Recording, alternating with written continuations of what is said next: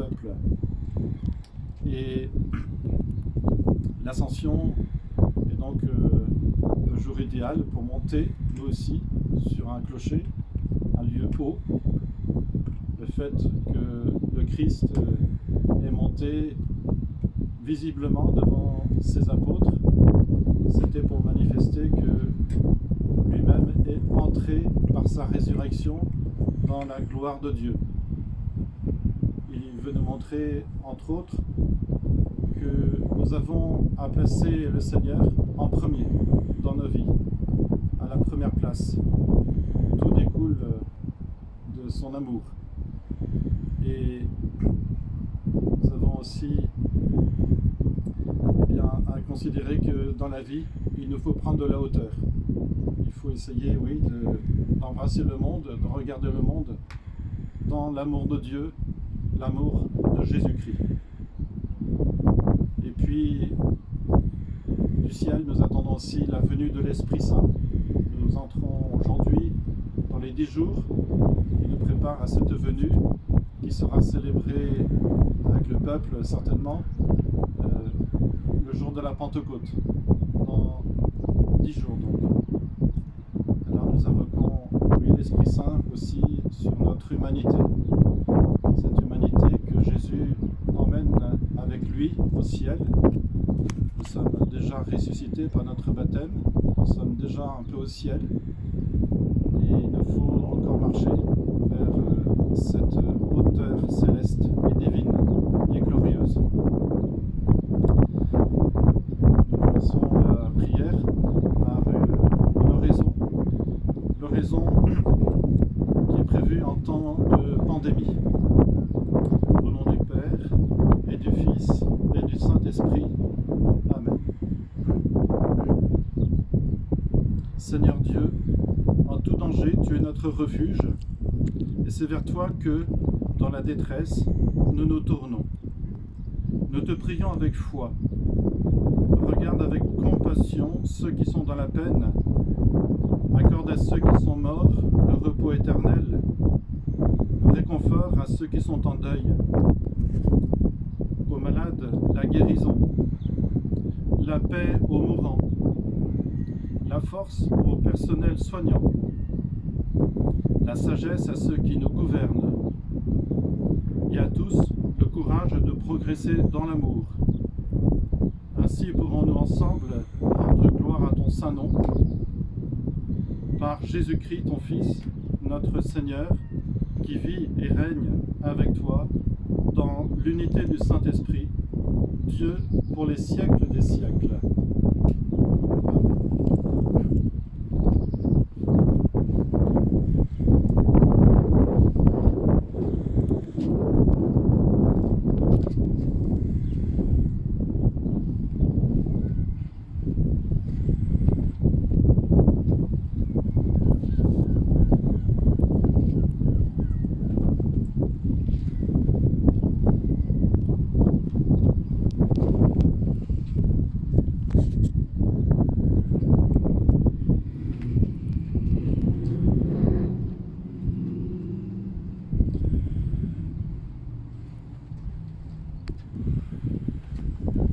Dieu Tout-Puissant, comment qu'à considérer tout l'univers créé par ton pouvoir, le ciel d'azur, les éclairs, le tonnerre, le clair matin ou les ombres du soir, de tout mon être là s'élève un chant.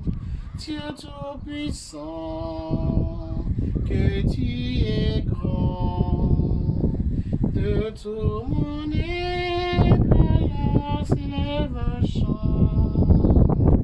Dieu Tout-Puissant, que tu es bon, quand par les bois ou la forêt profonde, j'entends tous les oiseaux chanter. Quand sur les monts la sauce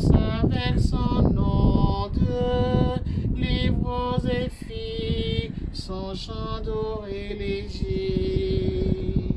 Alors mon cœur dit la nuit le jour que tu es bon, ô Dieu d'amour.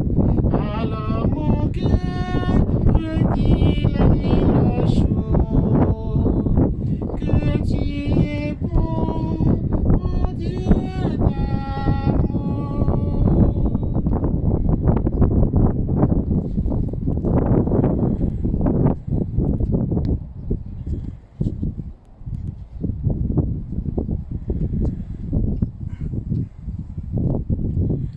Prions.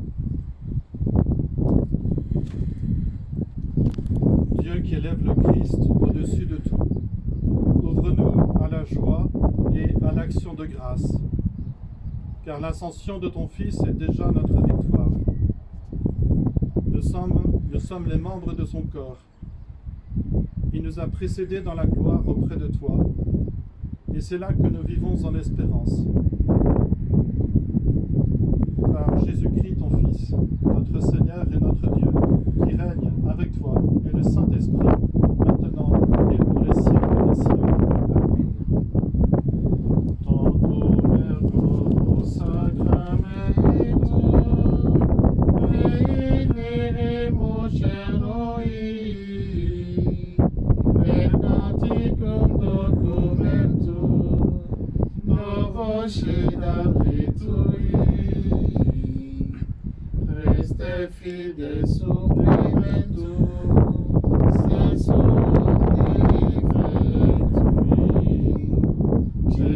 defectui, genitoque, la sed jubilatio,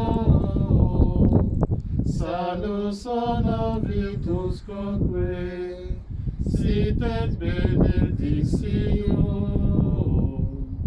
procedenti apudroque, capacita audaci. Amen.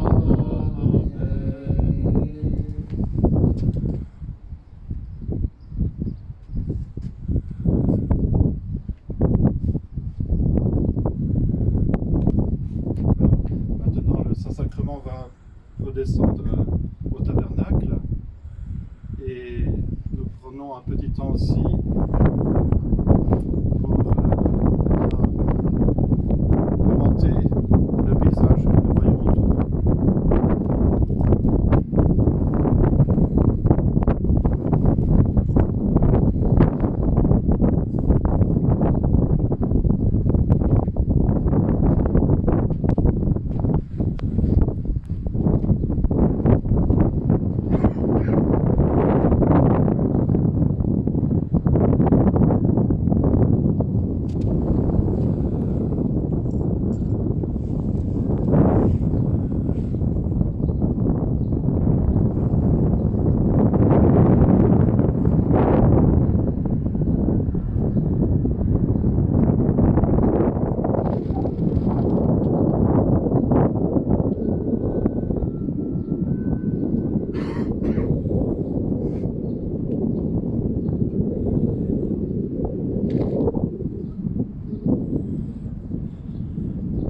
Voilà, nous voyons ici les origines de la ville de Lorient, donc avec le quartier dit du Péristyle et du Fawédique.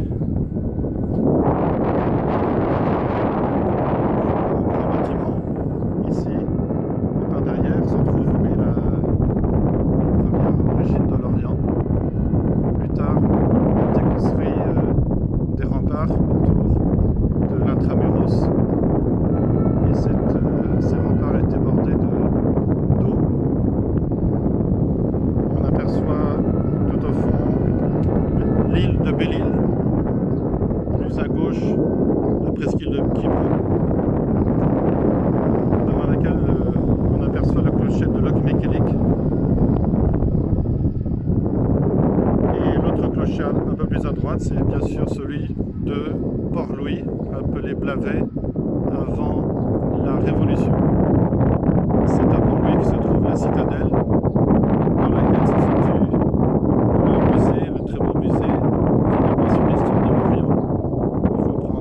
sa journée, bien sûr, au moins une fois dans sa vie, pour visiter ce très beau musée.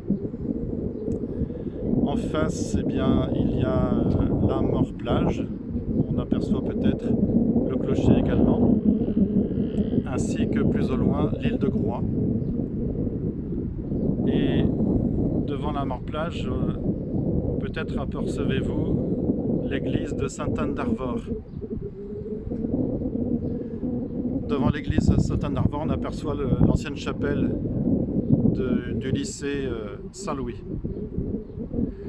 Dans cette partie-là, on aperçoit également les 5 ports de l'Orient. En partant de la droite, il y a le port de pêche, il y a le port de commerce, ensuite le port maritime, c'est-à-dire le port qui embarque les passagers pour les îles. On aperçoit peut-être aussi les mâts des bateaux qui se trouvent donc dans le port de plaisance. Et puis plus à gauche, l'Arsenal avec son port militaire. Actuellement, on aperçoit peut-être la frégate qui est actuellement en construction. Sur le bâtiment dont j'ai oublié le nom, est-ce que c'est le bâtiment glacial? Je ne sais plus.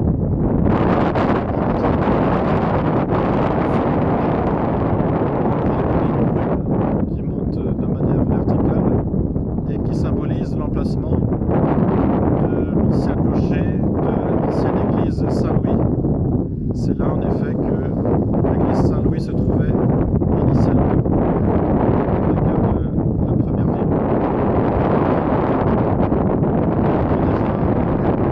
Vous apercevez aussi style un peu byzantin, construite par l'architecte Jean-Baptiste Ouvrier en 1955. En derrière, il y a le presbytère. La place Saint-Martin-le-Bras, avec le cercle Saint-Louis et son auditorium de 200 places. On remarque aussi dans l'architecture de la ville, bien sûr, ce qu'on appelle trivialement les pâtés de maison. Et on appelle aussi des îlots. Alors je rappelle ici un peu l'histoire de la reconstruction. Vous savez que l'Orient a été bombardé pendant la guerre. Tout a commencé déjà le 27 septembre 1940. Le premier bombardement ralenti durant le premier semestre 1941. Le bombardement fut à nouveau violent les 4 et 5 juillet 1941. Le 21 octobre 1942 pour s'intensifier en janvier et février 1943 et s'achever le 17 mai de cette même année. En un mois, du 14 janvier au 16 février 1943, la ville reçut plus de 500 bombes explosives et environ 60 000 bombes incendiaires. On aperçoit aussi, à ce propos, la base des sous-marins de Kéroman, sur le côté gauche de la Morplage. Le bilan s'établit à plus de 300 morts.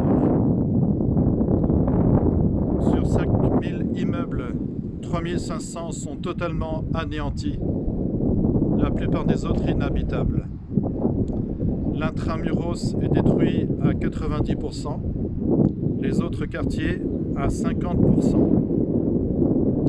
Toute l'infrastructure de la ville, eau, électricité, téléphone, gaz, etc., est également détruite. La population est évacuée suite à un arrêté préfectoral en 1943. Le retour des réfugiés s'effectuera lentement. La reconstruction de la ville sera freinée par les opérations nécessaires de déminage, de déblaiement, puis de remembrement, mais aussi par la difficulté à reconstituer le patrimoine immobilier et mobilier des Lorientais qui, pour la plupart d'entre eux, ont perdu tout le papier sous les bombes. Après-guerre, il y a eu la construction de baraques, 3500 baraques logeant 15 000 sinistrés. Et pour l'église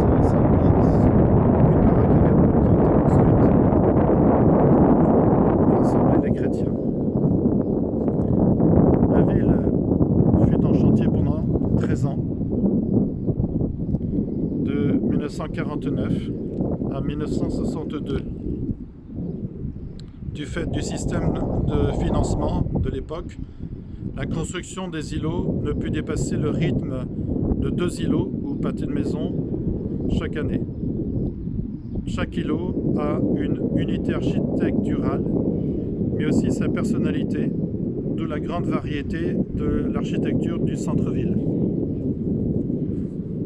Il y a eu à Lorient, pour la reconstruction, 50 architectes qui ont fait cette reconstruction. Cependant, 10 d'entre eux ont particulièrement marqué cette période, dont Jean-Baptiste Ourlier, qui a construit l'église, et puis le quartier de la place Alsace-Lorraine, mais aussi tous les bâtiments administratifs comme la sous-préfecture et l'hôtel de ville, et aussi le théâtre et le palais de justice.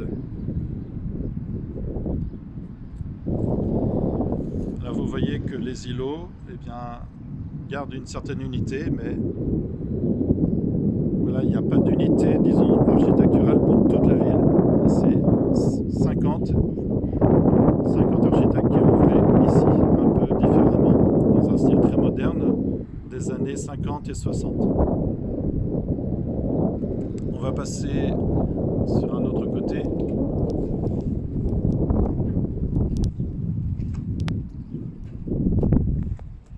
Alors ici, on est sur le côté nord-ouest. Et on aperçoit toujours l'île de Groix. On aperçoit peut-être, pour ceux qui ont de très bons yeux, le clocher de Sainte-Jeanne d'Arc, qui se trouve par là-bas, du côté de Merville. Il y a donc au centre de Lorient la mairie avec les quelques drapeaux sur la mairie, et puis le stade du Moustoir. On ne voit pas le clocher de l'église Sainte-Bernadette, quelque part par là-bas. On aperçoit ici le clocher du Sacré-Cœur du Moustoir. Et puis là, il faudra avoir de bons yeux pour apercevoir donc le clocher de Sainte-Thérèse de Cariado.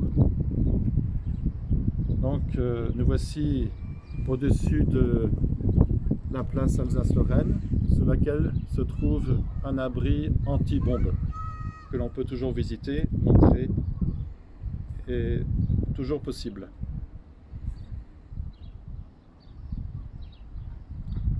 Donc c'est une place reconstruite avec l'aide de l'architecte Jean-Baptiste Ourlier. On va passer côté nord.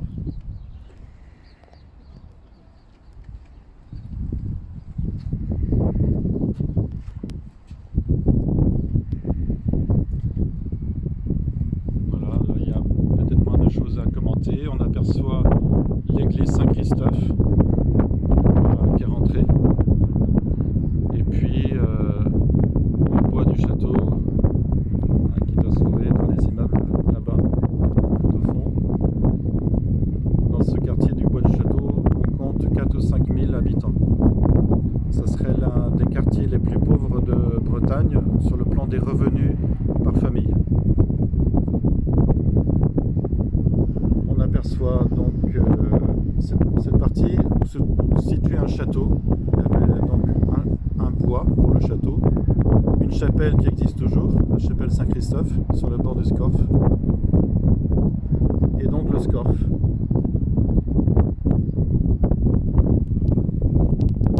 Il me semble apercevoir donc le cours Chazelle avec l'ancienne maison des œuvres qui est maintenant occupée par un organisme pour le logement, Habitat Humanisme, quelque chose comme ça, je n'ai pas le nom exact, sur le quartier consiste.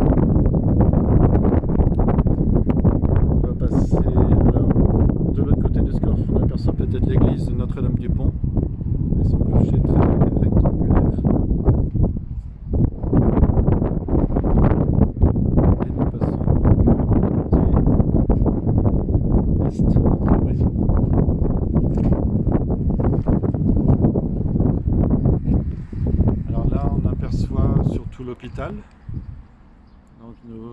prions, nous pensons à nos chers malades et à tout le personnel soignant.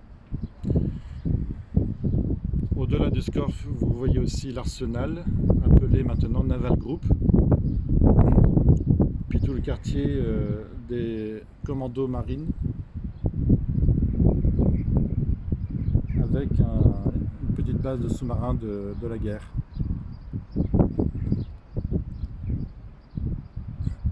On aperçoit derrière l'Arsenal Naval Group le clocher de l'église Saint-Joseph-du-Plessis.